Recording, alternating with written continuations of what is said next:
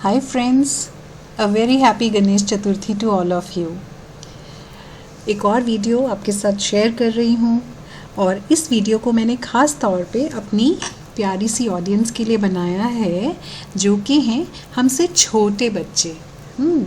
तो जिन्होंने एक बहुत पॉपुलर कथा है जो हम सब की उम्र के लोगों ने सबने सुन रखी होगी, पर शायद जो हमारे से आगे वाली जनरेशन्स हैं इन्होंने ये कहानी नहीं सुन रखी होगी। और जब भी ये गणेश जी की प्रतिमा को बच्चे देखते हैं उन्हें ये ज़रूर मन में एक थॉट आता है कि ऐसा क्यों है कि गणेश जी का जो मुख है, जो सर है, ये एक हाथी जैसा है।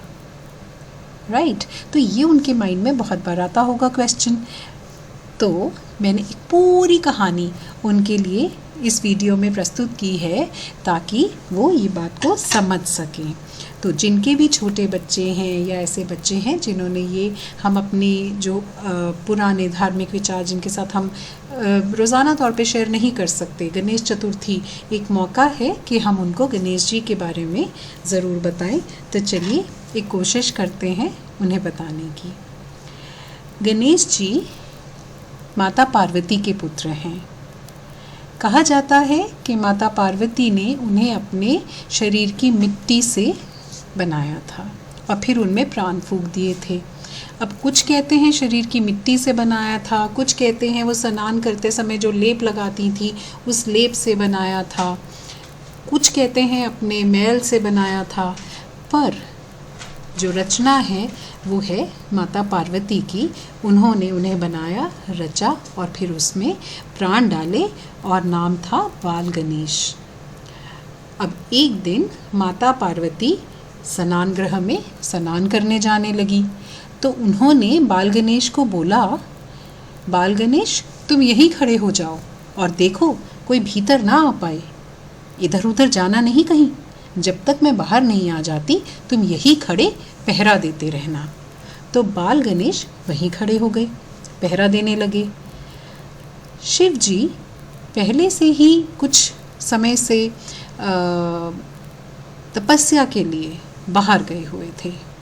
अब संयोग ऐसा बना कि वो उसी दिन वापस आ गए और भीतर जाने लगे। तो बाल गणेश ने क्या किया, उन्हें रोक दिया, मना कर दिया कि आप भीतर नहीं जा सकते, मेरी माता स्नान कर रही हैं और किसी को भी भीतर जाने की अनुमति नहीं है। शिव जी को बहुत क्रोध आ गया और शिव जी ने क्रोधवश उस बालक का सर जो है वो धड़ से अलग कर दिया।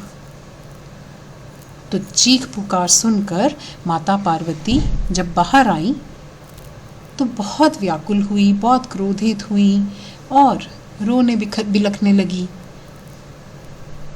कि हे स्वामी, आपने मेरे बच्चे का, मेरे बेटे, मेरे गणेश का सर धड़ से अलग कर दिया।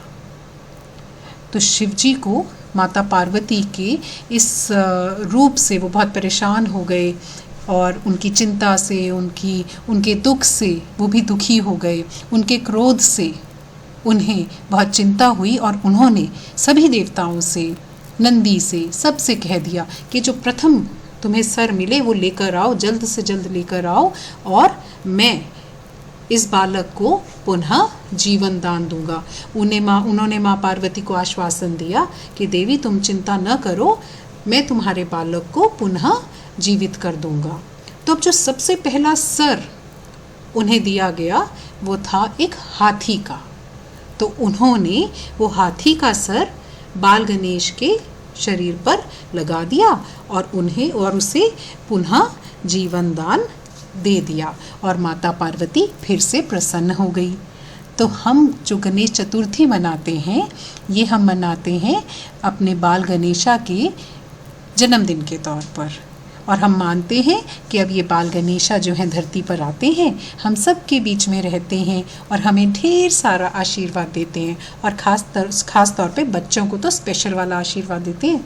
ठीक है, तो तुम सब ने लॉर्ड गणेशा के आगे हाथ जोड़े ना, पूजा अर्चना की नहीं की तो करना ज़रूर। अभी तो वो बहुत सारे दिन हमारे बीच रहेंगे, ठीक है।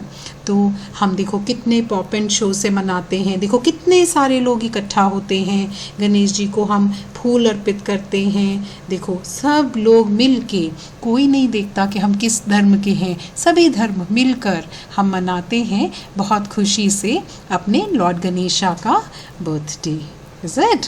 और हम उन्हें देखो कितने सुंदर सुंदर मोदक लग रहे हैं ना, ये लॉर्ड गणेशा को भी बहुत पसंद हैं। लड्डू लॉर्ड गणेशा को बहुत पसंद है। तुम्हें भी पसंद है ना? तो मामा को बोलना उनको भी चढ़ाएंगे और तुम्हें भी खिलाएंगे, ठीक है। इसी तरह हम उनको मेवा चढ़ाते हैं, फल चढ़ाते हैं, उनकी आरती करते हैं। ये सब कुछ हम लॉर्ड गणेशा के लिए करते हैं और फिर बाद में हम उनको पवित्र जल में, नदी में, समुद्र में हम उनकी उस प्रतिमा को हम विसर्जित करते हैं। आज के दिन आपने देखा होगा ना, आप मार्केट जाते हो तो कितनी बड़ी बड़ी मिट्टी की प्रतिमाएं मिलती हैं, मूर्तियां मिलती हैं, तो लोग बहुत श्रद्धा से उन्हें अपने घर पर लाते हैं और पूजन करते हैं। 10 दिन तक हम ये पूजन करेंगे और फिर हम उस मूर्ति को विसर्जित कर देते हैं। Is that okay? अच्छी लगी तुम्हें कहानी? चलो बहुत बढ़िया। तो ठीक है, मैं तुम्हें मिलती रहूँगी बहुत सारी ऐसी कहानियों के साथ। Stay tuned with me. लेकिन एक बात, अगली कहानी मैं तुम्हें तभी सुनाऊंगी जब तुम सब गुड बच्चे बनने का प्रॉमिस करोगे, राइट? आज से अच्छी अच्छी बातें और अच्छी अच्छी आदतें अपनाओगे। पक्का प्रॉमिस? चलो ठीक है, bye for now, have a good day, bye bye.